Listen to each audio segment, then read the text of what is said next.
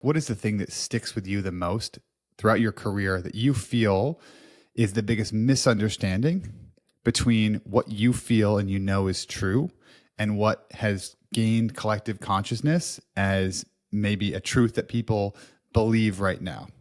Like, what's your biggest message that you'd want to convey? Yeah, this idea that, okay, that's a great question. I'll just pick one that's more obvious in the news, and that is, our need for allies and partners and friends around the world. This goes right to the heart of what America First seems to be becoming, which is I don't need allies and friends. I'm strong enough to do whatever I want, and I'm going to do whatever I want. And I think, regardless of consequences, short or long term.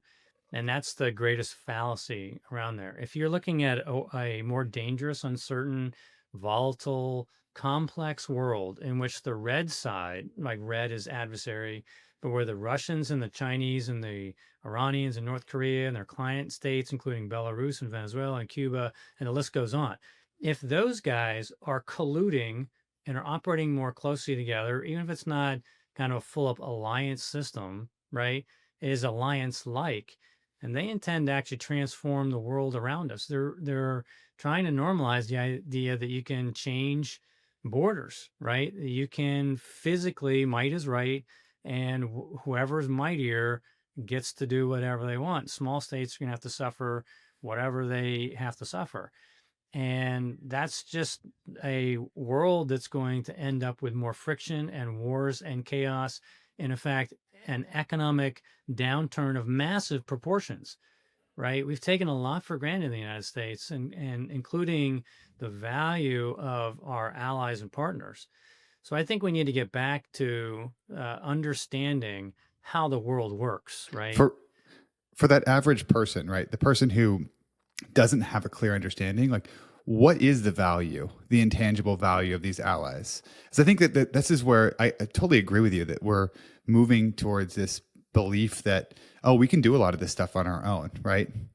We're carrying a lot of water.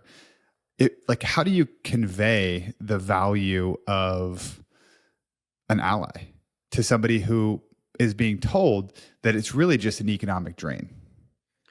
Yeah, I mean, so that goes back to, getting into a little bit of history to be able to, I think, the central question would be, okay, think tank X, go give me the return on investment, the ROI for 30 years of NATO, right? And the EU. And the answer would be trillions of dollars of opportunity for America in terms of economic opportunity within EU markets, within the burden sharing that they did during Middle East wars, the diplomacy and the ability to get those allies and partners to vote with you in the UN on particular issues, whether it's a former, Iranian nuclear peace deal, which actually was a good deal at the time. Those kinds of things were, important for the advancement of peace, security, and values around the world. And if you look at, quantifying it, you'd get some numbers that would knock your socks off. Economic benefits that would be in the trillions of dollars, right?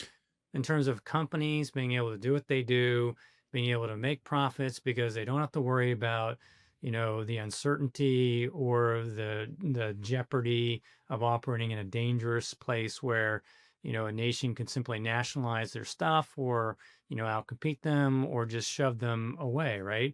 We had peaceful partners that were friends in commerce, right, that added to the U.S. prosperity in significant ways, right?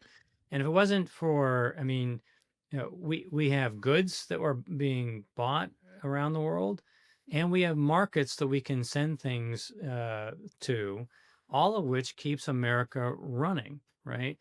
And that kind of stuff just doesn't appear to be part of the conversation. Nobody seems to want to ask the historical question about what allies buy you.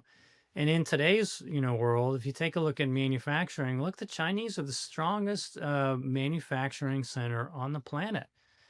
You're going to be out manufactured in terms of every type of thing, including military equipment, right? So the United States needs to pool the resources of our allies to be able to have a fighting chance, literally, with some of the ways that the Chinese are pushing, along with their friends, Russia, Iran, and North Korea.